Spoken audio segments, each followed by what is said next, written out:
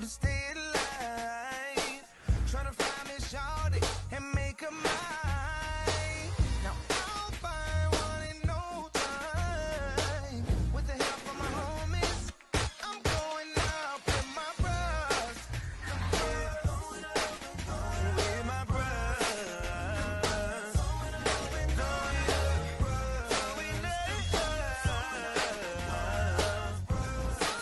All right, hope everyone's doing well. This is the the penultimate episode of Bruh Season 1, episode 23, entitled Nelly. And I could be absolutely wrong about this, but I don't know if there was any nod to Nelly whatsoever in this episode. Nelly. Oh well. All right, so this is, again, Season 1, episode 23, entitled Nelly, and the synopsis is, Pam goes to Alice for advice. John gets an unexpected visitor. Tom questions a senior doctor about the treatments he's prescribing his patients, and Mike tries to charm a female colleague. So, before going further in the video, make sure you take a moment to hit that like button, hit subscribe, click the bell, and turn on all notifications. And finally, you can go down to that description box and follow me on my social media platforms if you are not already doing so, which again, I don't know why you are not. And especially Instagram, because yesterday I posted like 33 things and a bunch of them were bruh related. And honestly, a lot of what I posted turned out to be true in this episode. So with that being said, this wasn't as good as last week. I did think this was a decent episode though, but interesting enough, Bill was not in this episode, and Alice and Laura showed up in this episode. And Charlie made a surprise return. I didn't expect her. Well, honestly, I did do a video hoping she would return by the end of the season. And of course, we had another Andy cameo at the end of the episode. So I love that. But the episode starts off with Valerie and Tom. You know, Valerie's trying to calm Tom down because he's still upset about the whole doctor situation. And she tries to warn him, like, look, you can't save everyone. Which again brings up the point of, if you knew Tom wasn't going to Okay, so here's the little bit of a confusion part here. And I'm not nitpicking, but I was trying to understand. So Valerie warns Tom about how, look, this is a senior doctor that's dealing with this situation. If you interfere, you might lose your job. I don't want that to happen to you. And she also brings up how whenever there's a battered woman who's brought into the hospital, you act the same way you're acting now to an extent. Like, it's almost like, is this your mother? It's like, no, this is not my mother. And she's like, oh, I struck a nerve. And I think, Tom brings up her time doing, psych training and whatnot. And as someone who was a community, I feel like back in college, there was almost like imagine Pokemon. It's like, poison and steel type. Poison does not affect steel. Electric doesn't affect ground, or fighting doesn't affect ghost. Or ghost doesn't affect normal. I'm just throwing out a type chart here. I feel like there was a rivalry of sorts within the communications program between advertising majors and public relation, but even more so psychology majors. I think we all know those people, even if you didn't go to college. Those people in your life, or if you went to college, then you know people like this. It's like after they take maybe one psychology class, and I mean even like the bare like Psych 101 or whatever, they think they can be a psychiatrist. And if you say something or do something, they'll take it and then run with it saying, oh, wait, they'll just try to diagnose you on the spot. But I like, as a communications major, learning the whole, not looking into a person's eye when they talk, body language and all. I was able to counter that because there were many a times where I'll just be on the bus on campus and then, just strike up conversation with strangers. And then, the girl, it would just be a psych major. And it's like, what? And you can counter that. And I loved it. But also, I love both sides of this conversation because last week we learned about how Tom's mother was abused by his stepfather. And, that's why he got into medicine and whatnot. Hence why whenever there's a woman in pain or battered, then he acts the way he does when it comes to this new patient. Now, if Valerie knew how Tom acts regarding this, now she didn't know how close to the heart the battered woman's stories are to his own personal life. Why would Valerie tell Tom about this patient, knowing that he most likely wouldn't back down from it?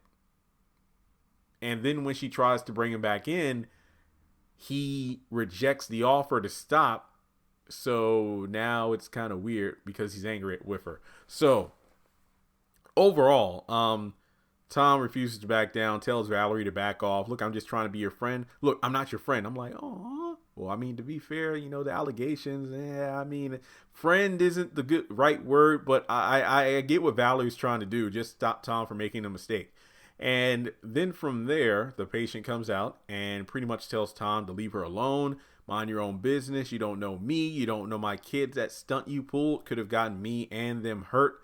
And then he pleads with her to remember the phone number that he gave her about the help center. And she pretty much dismisses him because it's like, oh, I can see the look in your eyes, the judgment. The last thing I want, I know what it looks like when a man is judging me. And it's like, oh, dang, that sucks. I mean, it really hurt Tom. I get it. I get it. Like the acting, I get it. So then she walks off, then the theme song comes in. That's the thing about the theme song. As much as I love it, it's a weird cut. I like how there's a nice pause between when she walks away from Tom, who's looking away sadly. There's a pause between that last look and then the theme song. See, you can't make that transition because it kills the mood. So I might as well finish up the Tom's portion of the episode. So then, later on, Tom is confronted by the doctor who pretty much calls him out for staring him down all day. Like, hey, is there something you want to say to me? Okay, it does kind of drag on just a little bit too much in the back and forth. However, again, the acting was on point, so I don't mind it because this is a realistic conversation. While Tom is trying to remain professional in the midst of his emotional state based off this current situation, I hate how the doctor was talking down to him, but the acting was so on point that it felt real. Like the way he was so condescending, but also making it clear, like, look, is there something you want to say to me? Oh, then you don't want to say it. Then Tom calls him back. And while Tom's trying to get the story out, like, look, I don't have time for this. I have other patients. What is it you want to say? And Tom breaks it down like, look, your patient has gone over the legal limit with those drugs. And it seems clear that, there's something else going on. He's like, what are you trying to imply? It's like, I'm not trying to imply anything. This was a very tense situation. I liked it. And it goes to show that power isn't always about physical strength, because of the fact that Tom could easily whoop this guy's ass. However, he made it clear, like, look, if you look into this any further and if you don't stay out of my business, boy, I never even liked you. I'm thinking to myself, wait, is this a black thing? Like, is he going to say because he's black? But I think it's one of those things where Tom is almost like the Jim Gordon of, the GCPD. He's a good cop working in a corrupt system. Almost like Tom is a good resident within a corrupt hospital. And that's some real stuff. I mean, from Valerie, the chief, and now one of the top doctors above Tom. People are in some deep shit. And it's like, if you're a good-hearted person who's trying to do the right thing, but if it interferes with the corrupt business, you're seen as a problem as opposed to an asset. So he made it clear that if Tom doesn't butt out of this situation, he's going to get him fired and destroy his career. And that's some real stuff there. That's some real stuff. So Tom can't catch a break. The guy was just trying to do the right thing. And it's like Valerie said, you can't help who doesn't want to be helped. And it makes me sad how things ended up between Tom and Valerie, because now it's almost like I kind of want them together, but at the same time, I don't think that's going to happen because of the fact that Valerie being a victim of an abusive relationship, and then seeing how Tom cares for those who are victims of the similar situation because of his own upbringing, watching his mother do it. I think those two not only could have been lovers, but also found healing in each other. But she had to go crazy and accuse him of things he didn't do. So we move over to, remember, no bill. We go back over to A&J Sandwich Shop. Pam, let me just say this much. Pam is like, and I can't wait to do my season 1 review. Pam, her facial expressions for the life of me bring life to the show. Because I think that she played from the chuckle to the serious face to the look of concern. She's one of my favorites, and no, it's not just based on looks. It's just the fact that I love her body language when it comes to reading a scene. Like, the way she was reacting to Alice. I'm not going to lie. Some of the faces she was making were some of the same faces I was making when hearing the story about the cow. So basically, Regina gave Pam the recommendation to go see Alice when it came to information. However, she failed to tell her how much, well, excuse me, she failed to mention that Alice would bill her at the end, which has me thinking Alice probably makes more money from giving advice than making sandwiches. She ought to be a psychiatrist. But in any case, she meets up with Laura, and it was established several episodes ago when Mike came into the shop that Laura and Pam knew each other. And, you know, Laura is jacking food, condiments, possibly money in her purse. And, you know, she wants to know Pam's tricks in regards to, you know, training a dog like Mike. And then Alice comes in, tell her get her ass to work. And pretty much, again, Alice giving advice. But then again, even though it was random, I did laugh because honestly, that's how some older people are. They tell a story and it's like either they think they're giving you good advice or their story makes absolutely no sense. And when you tell them your interpretation, they're like, yeah, that's what I meant. Yeah, let's go for that. And then the whole like $20. No, you don't deserve 20, get 5. I thought that was adorable. Pam, you rock.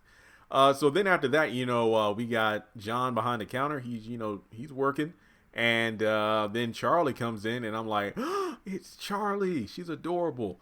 So she comes in there and I felt so sad for her when she was like, why haven't you called me? And I'm like, yeah, to be fair, John has been through a lot. I mean, not for himself personally, but then again, the whole wedding dilemma and then trying to help out Bill by telling him that Regina's about to leave and then dealing with the fact that his mother was, you know, at their place with a stripper. He didn't have a lot of time to call. Honestly, this to the women out there, I got a question. And this is my own ignorance because I know that I'm ignorant on a lot of things. But what is the proper protocol for when to call someone after you get their number? I honestly, for the life of me, cannot figure that out. I'm 29 and I have no clue. Like John was joking around in that episode. It's like, so wait, if I call you today, is that too soon? I remember he was doing that back and forth banter, but I honestly would not know what the proper protocol. I mean, is it 24 hours, 36, 48? I don't know. So yeah, John's been through a lot. You know, my dog died and I'm like, I mean, he could have been a bit honest because he did talk about, you know, the assisted living thing. I'm like, wait, is that not to assisted living? So yeah, he honestly was helping out his friends, but I think he could have been more straightforward with it. And then Alice comes up and ruins it. But then again, I'm like, yeah, my mom would probably do the same thing. So I'm not going to sit up here and be mad at Alice. So, you know, she's brought to fix a leak. There's a leak in this old sandwich shop. And, you know, she has to fix like a smoothie machine leak first and then a leak in the back. And then Laura and Alice like, look, girl, you got to spruce yourself up if you want to get my son's attention and whatnot. And to be honest, I mean, John and Charlie seemed to hit it off when they first met at the club, you know, when he was trying to renovate that place, make sure it was a up to city inspection. Because I like how Charlie lit up when he's like, oh yeah, this is my business, this is my sandwich shop. I honestly like that. You know, the fact that she's self-made and, well, he did borrow the money from his boys, but you know, he has his own business, so that's an establishing point of them having something in common. And yeah, for Laura and then Alice to pop up to embarrass him, it was cringy, but at the same time I laughed because that's honestly realistic. It's like, boy, you and your mama own this shop. I'm like, no, it ain't.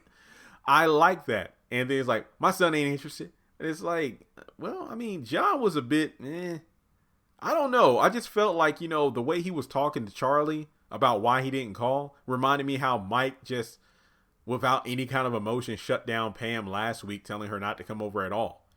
Because going back to that scene, and I'll talk about that more in the conclusion of the review, but yeah, Charlie's like, I'm not going to spruce myself up. You know, I don't do that for men. And it's like, well, you could look a little butch and everything. I'm like, Laura didn't have to come on to her the way she did. Like a couple of drinks like that. We didn't need that scene. But I mean, yeah, I mean, Charlie, I think is adorable. And yeah, she dresses the way she dresses because, well, that's her profession. And yeah, I mean, if it was like a date, I wouldn't expect her to dress on a date the way she dresses for work. So there's that aspect of it.